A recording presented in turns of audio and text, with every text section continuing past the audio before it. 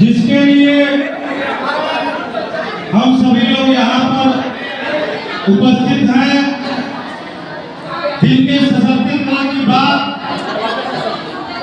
देश के प्रधानमंत्री जी कर रहे हैं, ऐसी करुणा, ममता, दुर्गा, काली, लक्ष्मी और सरस्वती के रूप में विराजमान माताएं एवं बहनों, इस कार्यक्रम की अध्यक्षा रूपा गुप्ता जी, इस मंडल के मंडल अध्यक्ष बुल्लू केसरी जी, प्रदेश के उपाध्यक्ष श्रीमान श्रवण गौड़ जी, जिले के मंत्री दिलीप पांडे जी, जनजाति मोर्चा के क्षेत्रीय उपाध्यक्ष नंदलाल गौड़ जी, सीमा जी, मनीषा जी, अयोध्या जी, संजय गुप्ता जी, उपेंद्र श्रीवास्तव जी, इमाम अली जी, रफीउल्लाह जी, कृष्णकांत तिवारी जी, सुजीत जी, देव कुमार जी, देवेंद्र यादव जी, जमीर खान जी सहित जितने भी हमारे इस कार्यक्रम में उपस्थित लोग हैं, देवतुल्य और शक्ति स्वरूपा के रूप में माताएं बहनें बैठी हैं, मैं सभी लोगों का आज नारी शक्ति बंधन अभियान समापन अभियान है, उस कार्यक्रम में आपका हार्दिक अभिनंदन वंदन व स्वागत करता हूं। आज देश के यशस्वी प्रधानमंत्री नरेंद्र मोदी जी ने कहा है, पश्चिम बंगाल में नारी जो शक्ति है वो जब तक मजबूत नहीं होगी, देश का विकास नहीं हो सकता है। इसलिए सबसे पहले अपने नारी जो माताएं और बहनें हैं, उनको मजबूत करना होगा, उनको सशक्त करना होगा, तो निश्चित रूप से हमारा देश मजबूत होगा, सशक्त होगा। आप कल्पना करिए कि अगर हमारे घर की माताएं बहनें पढ़ी लिखी होती हैं तो अपने बच्चों को अच्छी शिक्षा दे पाती हैं और वह बच्चा आगे चल करके मजबूत होगा, अर्थात पढ़ाई में अव्वल होता है। अगर माताएं बहनें कुछ नहीं जानेंगी, पढ़ी लिखी नहीं रहेगी, तो अपने परिवार के लिए कुछ नहीं कर सकती हैं। जब पढ़ी लिखी रहेगी तो अपने परिवार के विकास के लिए, उसको आगे बढ़ाने के लिए बहुत कुछ सोच सकती है और आगे ऐसा होता भी है। मैं आपसे ये भी कहना चाहूंगा कि देश के यशस्वी प्रधानमंत्री जी ने 2047 में जब आजादी का 100वां वर्ष मनाया जाएगा तो हमारा देश एक विकसित राष्ट्र बनना चाहिए। उन्होंने ऐसा संकल्प सजोया है, सपना सजोया है। हमारा देश विकसित कैसे होगा? जब हम विकसित होंगे, हमारा परिवार विकसित होगा, हमारा माइंड विकसित होगा, तब हमारा देश विकसित होगा। अगर हम पढ़े लिखे नहीं रहेंगे तो हमारा दिमाग कितना काम करेगा, कितना हम सोच पाएंगे। इसलिए सबसे पहले हमको पढ़ना लिखना होगा, पढ़ाई लिखाई से मजबूत होना होगा, अपने बच्चों को पढ़ाई लिखाई से मजबूत करना होगा, अच्छी शिक्षा ग्रहण कराना होगा, तभी हमारा और हमारे परिवार का, हमारे बच्चों का भविष्य उज्जवल होगा। जब हमारे बच्चे पढ़े लिखे होंगे, हमारे आदमी पढ़े लिखे होंगे, तो वो कुछ अच्छा आगे के लिए सोच सकते हैं। क्या सोच सकते हैं? अपनी आर्थिक प्रगति करेंगे, कमाई धमाई बढ़िया करेंगे।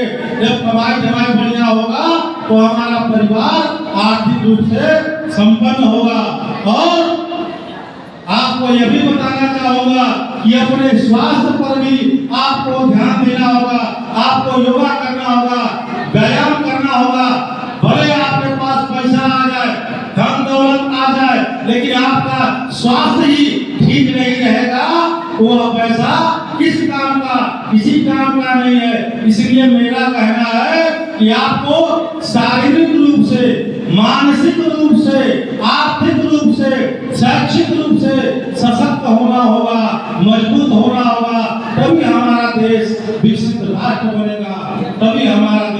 मजबूत होगा और महिलाओं को तो आत्मनिर्भर बनाने के लिए, स्वावलंबी बनाने के लिए देश के यशस्वी प्रधानमंत्री जी बहुत सी योजनाएं चला रहे हैं। लखपति दीदी उन्होंने बनाया। अभी उनका लक्ष्य है कि हम 3 करोड़ बहनों को लखपति दीदी बनाएंगे और समूह के माध्यम से उनको जोड़ने का काम कर रहे हैं। उनको लोन देने का काम प्रधानमंत्री जी कर रहे हैं। महिलाओं के लिए उन्होंने क्या नहीं किया, शुरू से लेकर के कहा कि जब 1 रुपया दिल्ली से चलता, पहले की सरकारों में जब 1 रुपया दिल्ली से चलता था तो विंटरगंज आते आते 15 पैसा ही बचता था। 85 पैसे दलाल लोग खा जाते थे। तो मोदी जी ने कहा कि नहीं, जब हम दिल्ली से 1 रुपया अपनी बहनों के, अपनी माताओं के खाते में जब भेजूंगा तो वह 1 रुपया का सीधे 1 रुपया उनके खाते में जाना चाहिए। इसलिए उन्होंने जन धन खाता खुलवाया। 51 करोड़ महिलाओं का, पुरुषों का, भाइयों का खाता खुल गया जन धन खाते के माध्यम से। उसके बाद माताओं के लिए उन्होंने कहा कि नहीं, हमारी माताएं बहनें चूल्हे पर लकड़ियों के माध्यम से भोजन बनाती है। हम उनको जो चूल्हा से धुआं निकलता है, उनके यहाँ नाक, मुंह, कान सब खराब होते हैं, उनसे हम उनको निजात दिलाने का काम करेंगे। और उन्होंने कहा कि प्रधानमंत्री उज्ज्वला गैस कनेक्शन दे करके उनको इससे राहत दिलाने का काम करेंगे। और उन्होंने ऐसा किया। आज उत्तर प्रदेश में 11 करोड़ महिलाओं के नाम से गैस कनेक्शन मिला हुआ है। बहने, मैं आपसे ये भी कहना चाहूंगा कि पहले से घरों में बेटियां पैदा होती थी तो घरों के लोगों में मायूसी छा जाती थी कि बेटी पैदा हो गई है। बेटा पैदा होता तो कुछ और बात होती, लेकिन जब बेटी पैदा होती थी तो निराशा होके मन में हो जाता था। तो उन्होंने कहा, देश के प्रधानमंत्री जी ने, नहीं, बेटा बेटी एक समान, अगर बेटी पैदा हो गई है तो मैं उसके लिए भी व्यवस्था बनाना हो। आपको निराश होने की जरूरत नहीं है। बेटी बचाओ, बेटी पढ़ाओ और सुकन्या समृद्धि योजना के माध्यम से उन्होंने कहा कि आप अगर 1000 रुपया प्रत्येक महीने उस बेटी के नाम से 14 साल तक डालते हैं तो 1,66,000 रुपया उसके खाते में जमा हो जाएगा। और जब उस शादी के लायक होगी तो उसके खाते में 6.5 लाख रुपया जमा हो जाएगा, आपको वापसी मिलेगा। तो आप बताइए कहां से वह बेटी निराशा पैदा करने के लायक हुई। आपके लिए, महिलाओं के लिए, माताओं बहनों के लिए उन्होंने पुलिस विभाग में काम किया। ड्रोन दीदी का प्रशिक्षण दिलाने का काम कर रहे हैं। ड्रोन दीदी तो प्रशिक्षण प्राप्त करके ड्रोन उड़ाएंगी खेतों में, उसके माध्यम से यूरिया खाद और जो डीएपी होता था उसको खेतों में दिलाने का काम करेंगे और उनको पैसा मिलेगा। इससे आप महिलाएं, माताएं बहनें आत्मनिर्भर बनेंगी। कई प्रकार की योजनाएं सरकार द्वारा चलाई जा रही है।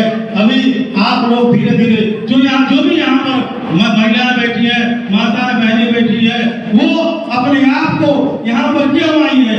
इसलिए आई है देश के प्रधानमंत्री जी के जो बात है उसको सुनेंगे। इसमें बहुत 90% लोग जो स्वयं सहायता समूह से जुड़ी हुई माताएं बहनें बैठी हुई है। यही है ना, यही सब बैठी है ना। क्यों आई है कि वो आत्मनिर्भर हमारे देश के प्रधानमंत्री बनाने का काम कर रहे हैं। और भी ऐसा कोई योजना हम लोग के लिए लॉन्च करेंगे जो देश को मजबूती दिलाने का काम करेंगे। देश के यशस्वी प्रधानमंत्री जी जो करते हैं वो करके दिखाते हैं। उन्होंने कहा कि राम मंदिर हम बनाएंगे और भगवान राम का मंदिर अयोध्या में बन करके तैयार हुआ है। आज इतने लोग दर्शन करने के लिए जा रहे हैं कि आपके मन में भी उत्कंठा होती होगी कि हम भी प्रभु राम का दर्शन करने जाएं। व्यवस्था हो रही है। लोग 11 मार्च को बहुत से लोग यहाँ से एक बूथ से 5-5 लोग जा रहे हैं। फिर आगे भी सरकार ऐसी व्यवस्था बनाएगी कि आपको अयोध्या जी का दर्शन करना होगा। आप जब चाहे तब आप जा सकते हैं, लेकिन इधर सरकार द्वारा कुछ व्यवस्था बनाई गई है कि एक बूथ से 5-5 लोगों को भेजने का काम किया जा रहा है। अभी आपको मैं बता दूं, देश के प्रधानमंत्री जी यानी जो केंद्र की सरकार है वो देश के जितने भी गरीब हैं, मजदूर हैं, किसान हैं, सबके लिए काम कर रहे हैं। और आपके साथ साथ आपके परिवार के लिए भी सोच रहे हैं, आपको उनके लिए भी सोचना होगा क्या कि हमारी जो भाजपा की सरकार है वह मजबूत सरकार बने। उन्होंने कहा कि 400 के पार अब भी होना चाहिए, इस बार 400 के पार आपको पहुंचाना है। आज ऐसे इस अवसर पर आप सभी लोगों का एक बार पुनः धन्यवाद ज्ञापित करते हुए मैं कहना चाहूंगा, यत्र नार्यस्तु पूज्यन्ते भ्रमन्ते तत्र देवता, जहाँ नारियों की पूजा होती है वहाँ पर देवता निवास करते हैं। एक लाइन और कहना चाहूंगा, नर नर तुम कितना भी लगा लो नारा, नर तुम कितना भी लगा लो नारा, नारी के बिना अस्तित्व नहीं है हमारा, नारी के बिना अस्तित्व नहीं है हमारा। जय हिंद, जय भारत, वंदे मातरम। जनजाति मोर्चा के क्षेत्रीय उपाध्यक्ष नंदलाल गौड़ के, महिला मोर्चा के हमारे इस मंडल में अध्यक्ष पार्टी के महामंत्री जी,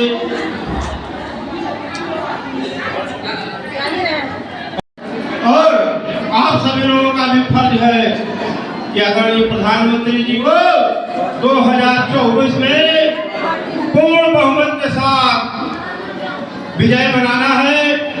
और भारतीय जनता पार्टी के जो भी इस क्षेत्र के प्रत्याशी हैं, प्रत्याशी को न देखते हुए प्रधानमंत्री जी को यही से आशीर्वाद दीजिए, हाथ उठाइए, बोलिए भारत माता के, भारत माता के। नरेंद्र मोदी जिंदाबाद, नरेंद्र मोदी जिंदाबाद। धन्यवाद।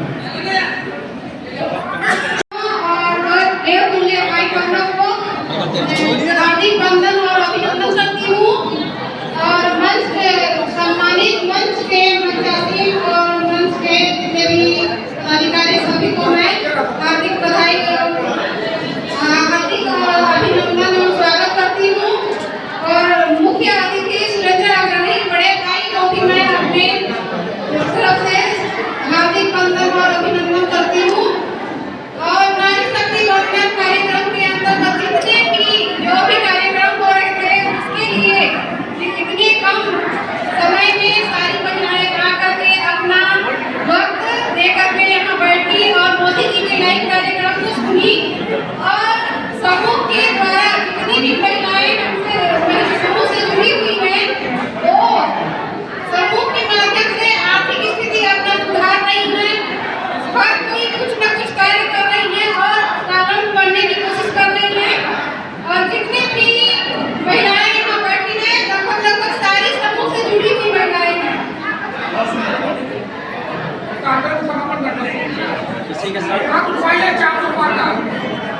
अब की बात 400 के पार मोदी जी को फिर से लाना है। भारत माता की, भारत माता की। अब की बार, अब की बार, अब की बार। इसी बातों के साथ हम अपनी वाणी को विराम देती हूँ और इस कार्यक्रम को समापन की घोषणा करती हूँ। धन्यवाद।